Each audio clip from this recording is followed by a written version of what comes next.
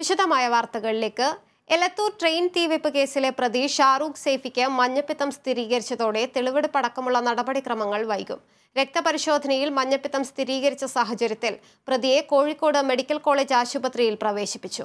പ്രതിയെ മജിസ്ട്രേറ്റിന് മുൻപാകെ വീഡിയോ കോൺഫറൻസിലൂടെ ഹാജരാക്കുന്നതിന്റെ സാധ്യതയും അന്വേഷണ സംഘം പരിശോധിച്ചു വരികയാണ്. ഇന്ന് രാവിലെ 11:20 തുടങ്ങിയ വൈദ്യപരിശോധന 6 മണിക്കൂറോളം നീണ്ടുനിന്നു. ഇന്ന് രാവിലെ 6 മണിയോടുകൂടിയാണ് എലത്തൂർ ട്രെയിൻ തീവെപ്പ് കേസിലെ പ്രതി ഷാറൂഖ് സൈഫിയെ കോഴിക്കോട് മാലൂർക്കുന്നിലെ പോലീസ് ക്യാമ്പിലെത്തിച്ചത്.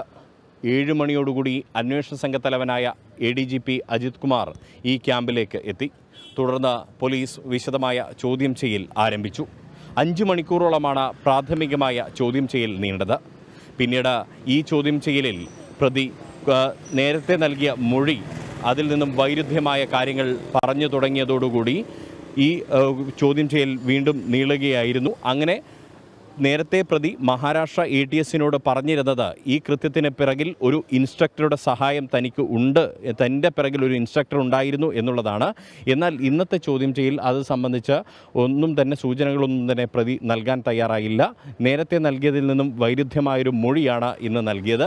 അതിനുശേഷം 11:20 കോഴിക്കോട് മെഡിക്കൽ കോളേജ്, നമ്മളിപ്പോൾ നിൽക്കുന്ന ഈ മോർച്ചറിക്ക് സമീപത്തുള്ള പഴയ വാർഡിലേക്ക് ഈ പ്രതി ഷാറൂഖ് സൈഫിയെ പോലീസ് സംഘം വൈദ്യപരിശോധന എത്തിച്ചത്.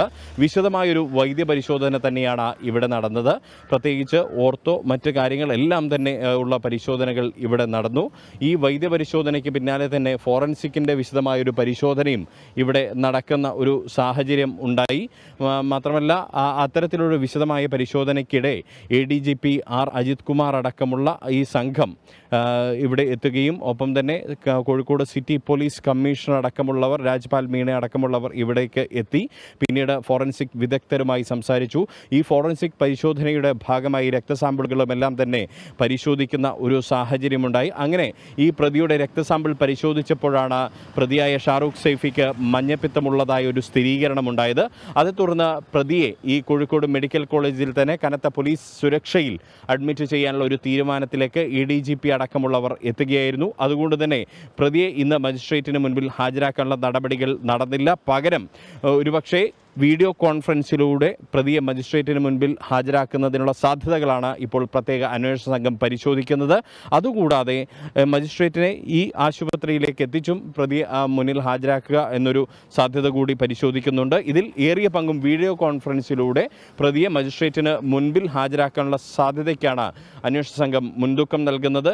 ഒരുപക്ഷേ ഈ പ്രതിയുടെ ചികിത്സകൾ ഉൾപ്പെടെയുള്ള കാര്യങ്ങൾ നടന്ന ശേഷമാവും എലത്തൂരിലും പിന്നീട് D1 D2 കോച്ചുകൾ ഇപ്പോഴുള്ള കണ്ണൂർ റെയിൽവേ സ്റ്റേഷനിലും എത്തിച്ചുമെല്ലാമുള്ള തെളിവെടുപ്പ് നടക്കുക. ഈ തെളിവെടുപ്പിന് ശേഷമായിരിക്കും പിന്നീട് പ്രതിയെ തിരിച്ച് റിമാൻഡിലേക്ക് നൽകുന്ന കാര്യങ്ങളിലേക്ക് ഉൾപ്പെടെ അന്വേഷണ സംഘം നീങ്ങുക. കോഴിക്കോട് മെഡിക്കൽ കോളേജ് പരിസരത്തു നിന്നും ക്യാമറ പേഴ്സൺ സജി തറയിലിനൊപ്പം Riyas KMR, Kerala vision news.